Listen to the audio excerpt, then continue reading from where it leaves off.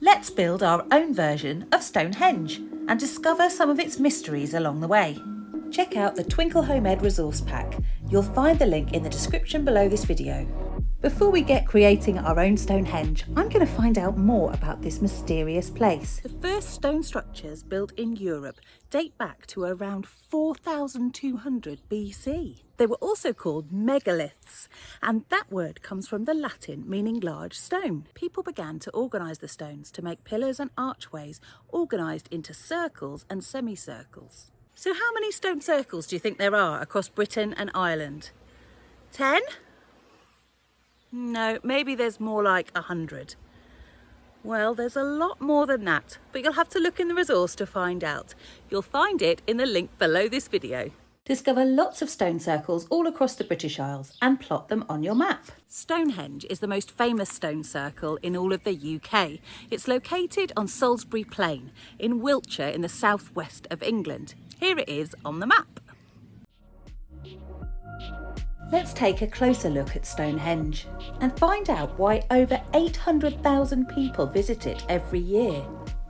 The construction of Stonehenge took part in 3 distinct phases. How many years do you reckon it took? Wait till you hear this. A whopping 1,500 years! The stone structure would have been made using ropes, levers, pulleys, A-frames, and a massive amount of manpower. So how many people do you think it took to get one of those stones in place? Do you reckon you and your family could do it? Nah, I reckon you'd need, well, more like your whole street, maybe even more than that. An estimated 500 people to move one stone. It would have taken about 500 people to move just one stone along the ground on a series of huge rollers. Now that's teamwork. Geologists have discovered that some of the stones at Stonehenge were transported all the way to Salisbury Plain from right here in Wales. Well, how on earth did they do that? Let's take a closer look at the journey that some of the stones had to go on. From the Preseli Hills in West Wales to Salisbury Plain would take us around 4 hours to drive. To walk, it would take 2.5 days non-stop. So imagine how long it would have taken to get 80 stones there. And how did they do it? Well, luckily you won't have to imagine. You can find out by downloading your Stonehenge resource pack. So here's a question for you. If Stonehenge was such a difficult thing to build, then why on earth did they bother? Why was Stonehenge built? Well, there were loads of different theories around this, and they've changed over time. Here's a few of them. Do you believe any of these?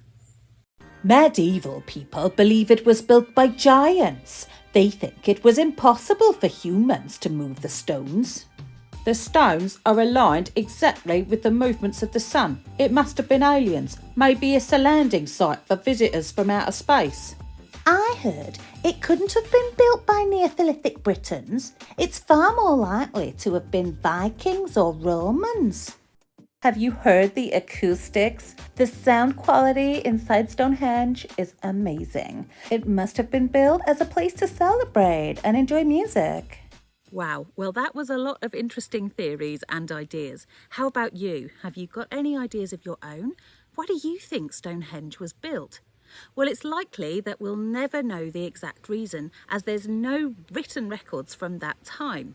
But that definitely won't stop people trying to work out why they built it. Well, I do wish I could take you all with me to go and visit Stonehenge. Wouldn't that be great? But it's a bit of a long way for us all to go. Is there an easier way for us to see what Stonehenge looked like?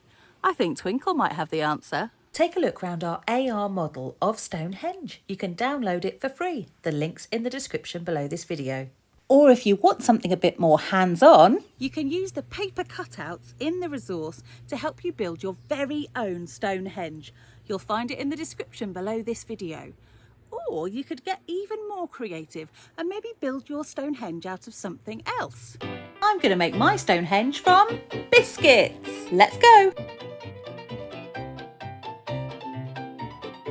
I'm quite pleased with that. What do you think? I wonder if anyone would notice if I had a little nibble. I reckon this one's much tastier than the real thing.